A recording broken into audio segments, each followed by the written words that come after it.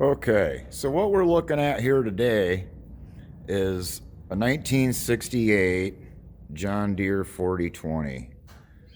Now it's got the M&W turbo kit, so that brings it from 91.7 horsepower to 120 horsepower.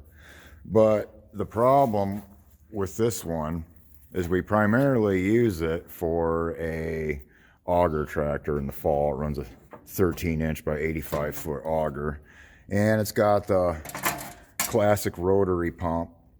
Now, the problem that we're having with it is you rev it up and you start working it, and it'll be working for a couple minutes, and all of a sudden the RPMs might increase, maybe 100, 150 RPMs maybe.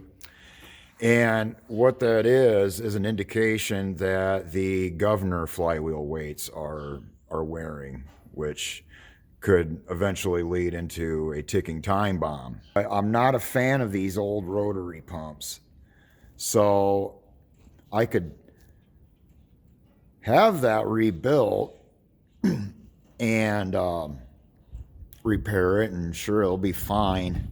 But I don't know the history on this motor too much. My dad bought this tractor a few years back, and we don't know a lot about it.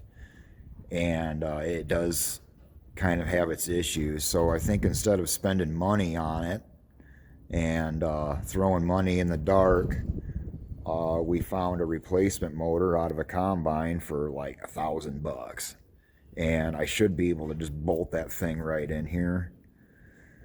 So I think that's going to be the plan. And what we'll do now is let's go take a look at the new motor. Now, before I get into this thing too much, another fun fact about the John Deere 4020 is the power shift transmission was designed by a former Ford employee, I recently discovered. And the reason why the M&W turbo kit was a thing for the John Deere 4020s is they stopped making the 4020 in 1968, and they didn't come out with the turbos until 69. This here used to be a 6600 combine. Now, the story behind it is the guy that owned it was a retired farmer, and he was going to turn it into a snowplow. Now, that old timer, he had some ideas, and that's what he did in his spare time, is built stuff like this.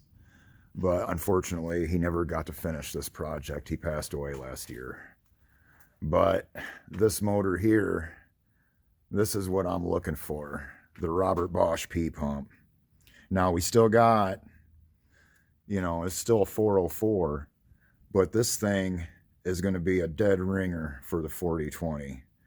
Now, the thing is about these John Deere combines is for repowering a tractor, they're great engines. They're usually really strong, mainly because they run wide open and that's it. And then it's just running them in the fall.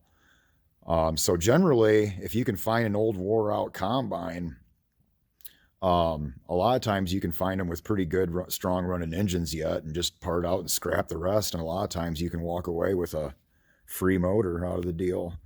A little bit of work involved, but I think it would be worth it. This one here, it's going to be real easy.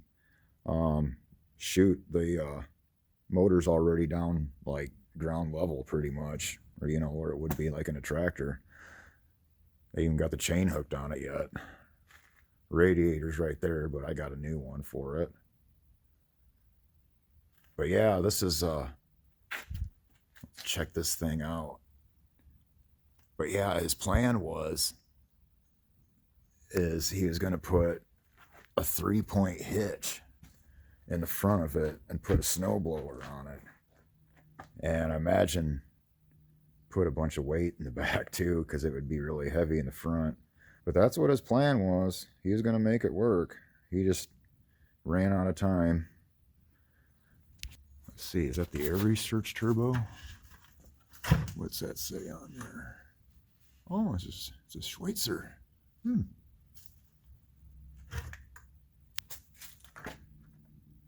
Don't look like it's leaking too terrible bad.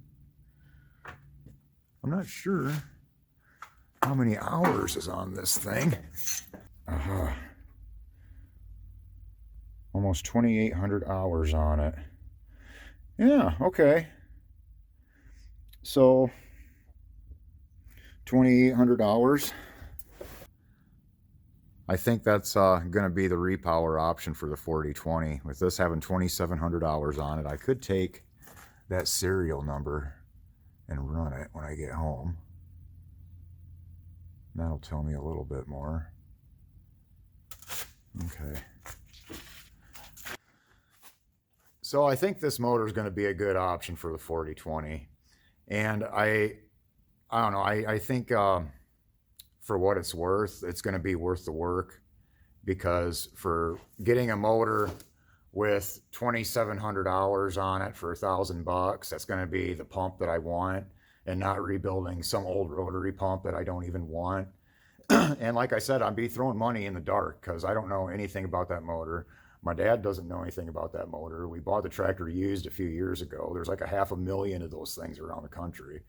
And that seems to be the problem. Now, John Deere offers a repower program, and it's not what it's all cracked up to be. It costs like 10 grand or something like that. And you're getting a motor that, actually I think it's more than 10,000.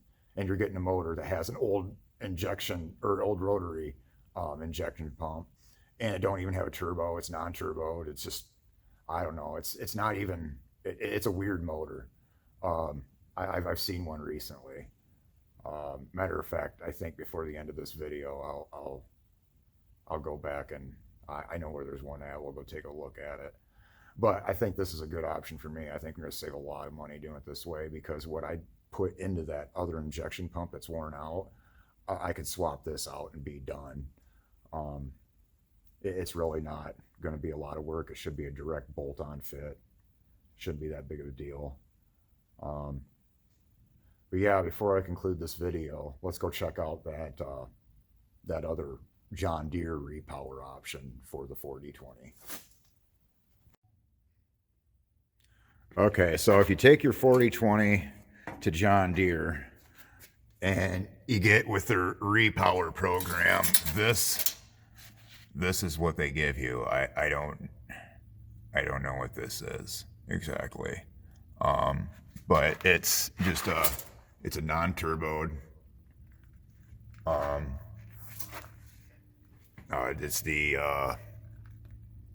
It's got the oh, this is, yeah, see, this is weird, because like an actual 4020, like a 404, the injection pump would be like right here. This is really weird. So I don't even know what this motor is or where John Deere got them, but I mean, you look at it, it's not your tip. Yeah, they got it like here. I don't know what this motor is, but if you get on the 4020 repower program for John Deere, this is what they offer you. I don't know about that. That's, like I said, it's a non-turboed. I don't even know if it's even 100 horsepower. It's probably comparable to what the factory is, but I'm not sure. But that's the John Deere option. Now, another option is if you find, like, say, a 7720 or a combine, 7720 turbo. Now, this is a 4755. But now this is just a 466 block, and I believe the last year of the 466 block. And they're around 200 horsepower. Now they have a bigger intercooler. So like on this 4440, it has a little bit of an intercooler, but it really don't have much of one to speak of. I mean, not really. It really don't. But this was the first year of the 466. They were rated, I think, 135 horsepower at the PTO, but that can be increased up to, 200, 220 horsepower. Because on a 7720 combine, that's usually where they run. And it's the same motor. But like I said, now this one here, it has an intercooler bolted on. And you can see where, the intake would be right here on the older style 466 block. And then they sandwiched on this big old intercooler here and turned it up to about 200 and 220 horsepower. And you can also do that with your 4020 as well. Get a 7720 combine that's used up, motor still runs good. You can slap that in a 4020 and you will have a screaming beast, about 200 horsepower. So I guess those are going to be the Repower options for you if a guy's interested. Okay, so before I actually post this video, I am going to try to find, I'm going to run that serial number, and I'm going to try to find some information on that 6600 engine that I've bought.